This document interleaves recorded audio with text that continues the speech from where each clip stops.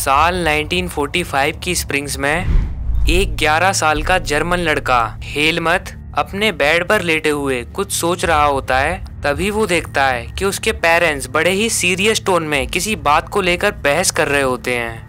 हेलमत के फादर जो कि एक फिजिशियन थे, वो उस वक्त अपनी वाइफ से कहते हैं कि क्या उन्हें पूरे परिवार को खत्म कर देना चाहिए या फिर खुद अकेले ही सुसाइड कर लेनी चाहिए। आगे वो घबराते हुए कहते हैं, अब एलाइज हमारे साथ भी वही करेंगे जैसा कि हमने जूस के साथ किया था। अगले दिन वो हेलमत को लेकर गार्डन में घूमने जाते हैं और दोस्तों ये आखिरी बार था जब हेलमत और उसके फादर एक साथ टाइम स्पेंड करते हैं। दोनों खूब हंसते खेलते और एंजॉय करते हैं। लेकिन इसके अगले ही दिन हेलमत के फादर अपने ऑफिस में खुद को गोली मारकर सुसाइड कर लेते हैं। ये सब देखकर हेलमत के दिल और दिमाग पर इतना गहरा असर पड़ा कि उसने अगले 9 सालों तक अपने घर का एक दाना तक नहीं खाया, इसी डर से कि कहीं उसकी माँ उसे खाने में जहर देकर न मार दें। तो दोस्तों आखिर इन सभी इंसिडेंट्स के होने के पीछे क्या कारण थे, वो तो हमें पूरी कहानी जानने के बाद ही पता चलेंगे। तो आप सबने कभी ना कभी हिटलर यानी एडोल्फ हिटलर के बारे में ज़रूर सुना होगा, जो कि एक नाजी था यानी नाजिज्म को फॉलो करने वाला, जो कि बेसिकली एक आइडियोलॉजी थी। बट शायद आप ये नहीं जानते होंगे कि हिटलर जर्मनी को दुनिया की सबसे पावरफुल कंट्री बनाना चाहता था। वो पूरे यूरोप पर कब्जा कर लेना चाहता था और खुद हिटलर ही लाखों ज्यूइश के जेनोसाइड यानी उनको मारने के लिए जिम्मेदार था। हिटलर और उसके सपोर्टर्स नाजी थे जो कि नाजिज्म को फॉलो किया करते थे। तो सबसे पहले हम देखेंगे कि हेलमत के फादर ने सुसाइड क्यों की और वो किस चीज़ से डरे हुए थे। तो दोस्तों मई 1945 में वर्ल्ड वॉर 2 के दौरान जर्मनी, जिसको हिटलर रूल कर रहा था, वो एलाइड फोर्सेस जिनमें कि ये सब देश आते थे, उनके सामने सरेंडर कर देता है क्योंकि हिटलर को उसकी हार सामने दिखने लगी थी। और फिर इसी हार के चलते हिटलर और उसका प्रोपेगेंडा मिनिस्टर गोएबल्स अपने पूरे परिवार के साथ बर्लिन के एक बंकर में अप्रैल 1945 में ही सुसाइड कर लेते हैं। अब दोस्तों वर्ल्ड वॉर 2 खत्म होते ही न्यूरमबर्ग शहर में एक इंटरनेशनल मिलिट्री ट्रिब्यूनल सेटअप की जाती है ताकि उन नाजियों को सजा दी जा सके जिन्होंने इंसानियत और पीस के खिलाफ क्राइम्स किए थे। तो दरअसल वर्ल्ड वॉर 2 की छाव में हिटलर एक जेनोसाइड वॉर को अंजाम दे देता है, जिसमें कि यूरोप में मौजूद कुछ खास धर्म या ग्रुप्स के लोगों को टारगेट किया गया था और उनकी हत्या कर दी गई थी। इस जेनोसाइड में 60 लाख जूइश, 2 लाख जिप्सीज और 10 लाख पोलिश लोगों के साथ साथ 70,000 फिजिकली या मेंटली डिसेबल्ड जर्मन सिटीजन्स को भी मार दिया जाता है। इतनी बड़ी तादाद में लोगों को मारने के लिए ऑस्विट्स जैसे कई और किलिंग सेंटर्स यानी कत्ल खाने बनाए गए थे, जिसमें कि एक साथ हजारों लोगों को जहरीली गैसेस और केमिकल्स के द्वारा दर्दनाक मौत दी जाती थी। तो अब शायद आपको समझ में आ रहा होगा कि हेलमत के फादर ने आखिर सुसाइड क्यों की थी। दरअसल हेलमत के फादर एक नाजी थे यानी हिटलर के सपोर्टर, इसलिए डर की वजह से उन्होंने भी हिटलर की तरह सुसाइड कर ली। दोस्तों नाजियों द्वारा किए गए इतने अपराधों के बावजूद न्यूरमबर्ग ट्रिब्यूनल केवल 11 नाजीज को मौत की सजा सुनाती है और उसके अलावा कुछ लोगों को उम्र कैद की सजा भी दी जाती है। ये सजा नाजियों द्वारा किए गए अपराधों के मुकाबले बेहद कम थी।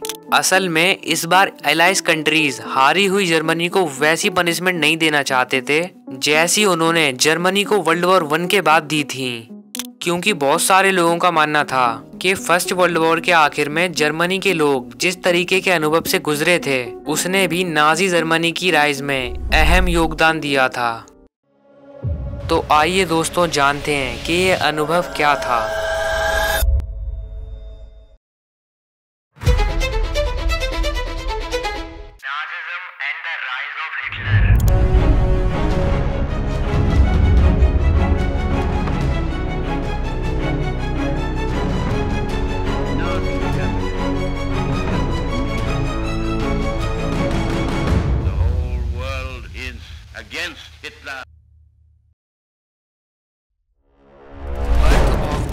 रिपब्लिक।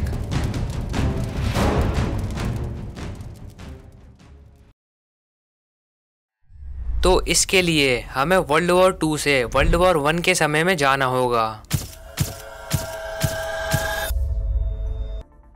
दोस्तों जर्मनी, जो कि 20वीं सेंचुरी की स्टार्टिंग में एक पावरफुल एम्पायर था, वो ऑस्ट्रियन एम्पायर के साथ मिलकर इंग्लैंड, फ्रांस और रशिया के खिलाफ फर्स्ट वर्ल्ड वॉर लड़ता है, जो कि साल 1914 से लेकर 1918 तक चलती है।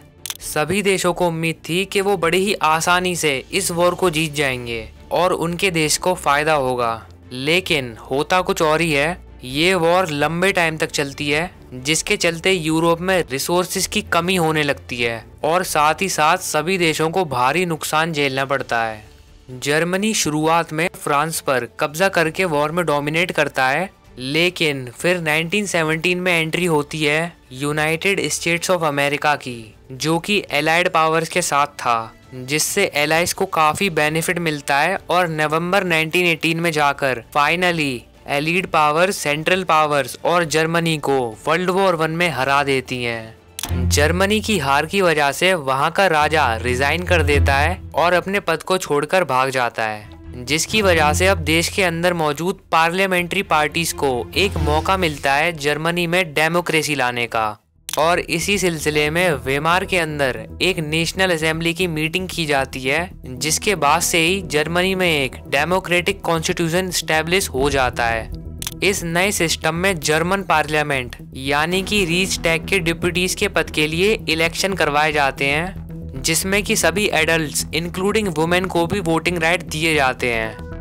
लेकिन दोस्तों ये नया जर्मन रिपब्लिक खुद कई जर्मन सिटीजन्स को पसंद नहीं आता है, जिसके पीछे कई कारण थे, जिसमें कि मेन कारण था एलाइड फोर्सेस के द्वारा जर्मनी पर फोर्सफुली लगाई गई रेस्ट्रिक्शंस और शर्तें। इसके साथ साथ एलाइज कंट्रीज जर्मनी के साथ एक पीस ट्रीटी भी साइन करते हैं, जो कि थी ट्रीटी ऑफ वर्सेल्स, जिससे जर्मन्स और भी नाखुश थे, क्योंकि इस ट्रीटी की वजह से जर्मनी को उसकी ओवरसीज कॉलोनीज, 10% पॉपुलेशन, 13% टेरिटरी गंवानी पड़ती है और इसके अलावा 75% आयरन और 26% कोल भी जर्मनी को फ्रांस, पोलैंड, डेनमार्क और लिथुआनिया के हवाले करना पड़ता है।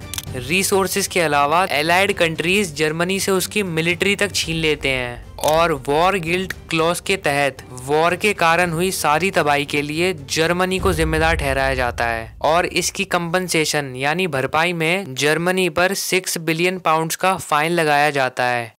और दोस्तों रिसोर्सेज से भरे हुए राइनलैंड पर भी 1920s में एलाइड पावर्स का कब्जा रहता है और इन्हीं सब कारणों की वजह से जर्मनी अब एक बिल्कुल कमजोर देश बन जाता है, जिससे वहां की जनता बेहद नाखुश थी और उन्होंने इन सभी चीजों के साथ साथ ट्रीटी ऑफ वर्सेल्स का जिम्मेदार भी वेमार रिपब्लिक को ही ठहराया।